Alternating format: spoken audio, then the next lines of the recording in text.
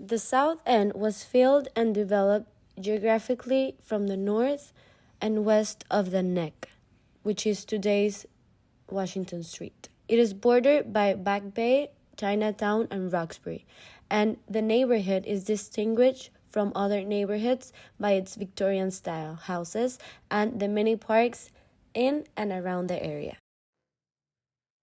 Now, let me to introduce the history of South End. South End was developed in the mid-19th century. The purpose of this neighborhood is to relieve the overcrowding in the downtown Boston and Beacon Hill. It was a narrow strip of land surrounded by salt marshes connecting Boston to Roxbury. South End is a neighborhood experienced the cycles of booming and recession.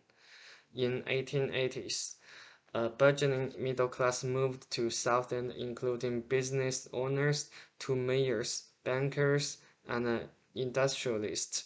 Though the neighborhood status as a wealthy neighborhood was relatively short-lived, myths of a dramatic white fight in the 1880s are not entirely true.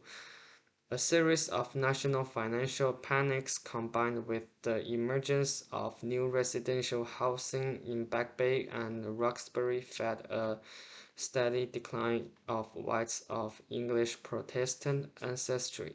Whites remained in the neighborhood, but increasingly they were Irish Catholic and recent immigrant. At the same time, immigrants from Ireland, Lebanon, and Greece replaced the wealthy founding families as the new residents of Southend. Tenements and settlement houses were built to accommodate them. During 1940s, African American middle class moved to South End. At the same time, South End attracted gays and lesbians to live in the single-sex houses with social cover. South End gradually became a vibrant neighborhood. So, in South End, the first area targeted for redevelopment was New York streets, and families that lived in that neighborhood was forced to leave, and so they removed and rebuilt new houses. And the people there were like scared, and they feared that there was only gonna be higher property values and like not affordable houses. But they actually built affordable houses after they like fight over it. And one example is Villa Victoria. So South End is very diverse, and its population consists of 46.7% white, 17.8% Hispanic or Latino, 16.8% Black or African American, 15.6% Asian, 2.6% mixed, and 0.5% others, where 18% of its population is between 0 to 24 years of age, 28% is between 25 to 34 years, 40% is between 35 to 64 years, and 13% is 65 plus, where 47% are male and 53 are female. And its educational levels also is very different and diverse, where 35% of the population received master's degree or higher, 30% bachelor's degree, 12% just some college or associate degree, 18% only received a high school diploma, and 12% received less than high school diplomas, so like middle school or just like, you know. About occupational employment, 94.47% are white collar and 5.53% are blue collar. Here are some community organizations. The United South End Settlements, which provided services such as daycare, education, and healthcare to improve the lives of the poor, overlapping community committees. Linking House Society, a group of young supporters who are working to increase the United South End Settlement's visibility in the community.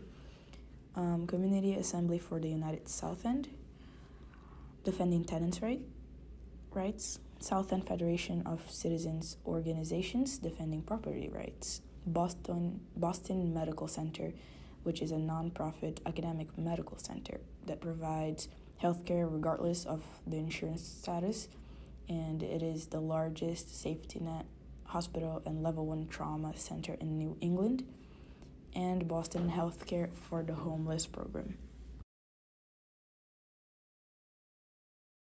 Method Mile is located in the South End. It is a strip of land near the Massachusetts Avenue and Milner Cass Boulevard. It is known to be populated by individuals with substance abuse issues. Methadone clinics, homeless shelters, and drug treatment centers are also in this area. The Boston Healthcare for the Homeless program provide methadone clinics, halfway houses for recovering alcoholics, homeless, abused women, juvenile offenders, and more. It is rooming houses from the working poor, homes for the immigrant to the U.S. from everywhere. Now let's move to the future plan for South End. In the future, South End needs to improve the public realm, strengthen neighborhood services and connectivity, and encourage contextually sensitive development to improve urban vitality and to affirm each neighborhood's distinct identity. The South End has a huge income diversity. Based on the data collected in 2020, the median income in the South End is $69,900. 60% of the people have higher education and 30% have a master's degrees or higher. The South End alone currently contributes over 20,000 jobs and 3.6 billions of dollars in output to the city's annual economy. The people in the South End are well educated and smart. Most of them are working professionals in jobs at Boston. The South End, currently known as one of the Boston's most popular neighborhoods, and this is due to the eclectic spirit that is here. The SOA Art and Design District has numerous art studios and theaters which people are talking a lot about. So these places attract lots of people. Some famous landmarks are Blackstone Square, Harriet Tubman Square, Boston Public Library, Griffin Museum of Photography, and the Boston Ballet. Thank you very much.